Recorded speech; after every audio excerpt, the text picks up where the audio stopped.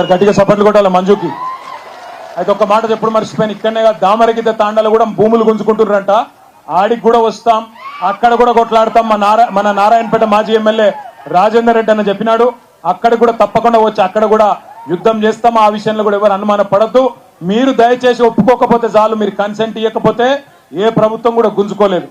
ఆఖరికి ఒక మాట చెప్తున్నా, చివరికి ఒక మాట చెప్పి నేను ముగిస్తా. ఈ కొడంగల్ ప్రాంతానికి నీళ్లు తెస్తున్నా అని చెప్పి రేవంత్ రెడ్డి గారు 4,350 కోట్ల రూపాయలతో నీళ్లు తెస్తున్నా అని చెప్పి కొత్త ప్రచారం మొదలుపెట్టిండు.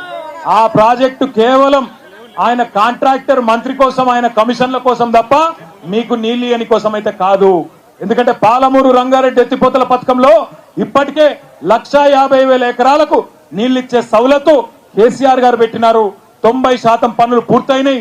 10% పనులు పూర్తయితే మీకు నీళ్లు వస్తాయి. కానీ రేవంత్ రెడ్డి గారు ఆయన కమిషన్ల కోసం, పైసల కోసం, కాంట్రాక్టర్ మంత్రి కోసం ఇవాళ కొత్త లిఫ్ట్ పెట్టి జూరాలకెళ్ళి నీళ్లు తెస్తా అంటుండు.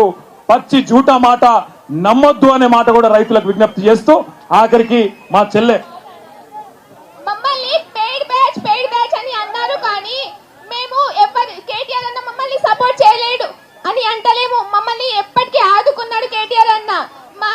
అసలు మాకు ఎవరు పైసలు ఇయ్యలేరు. మాకు బాధలు ఉన్నాయి, మేము బాధ పడుతున్నాం. మా పేరెంట్స్ మేము చిన్నప్పటి నుంచి వాళ్ళు కష్టపడేది చూస్తున్నాం కాబట్టి మేము ఇంత మాట్లాడినాం. కానీ రేవంత్ రెడ్డి సార్, మీ పార్టీ కాంగ్రెస్ పార్టీ వాళ్ళు మీరు ఒక్కటి గుర్తు పెట్టుకోండి, మాకైతే ఎవరు పైసలు ఇయ్యలేరు. మేమైతే కేటీఆర్ అన్న హెల్పింగ్ నేచర్ చూసి మేము కేటీఆర్ అన్న సైడ్ మాట్లాడుతున్నాము.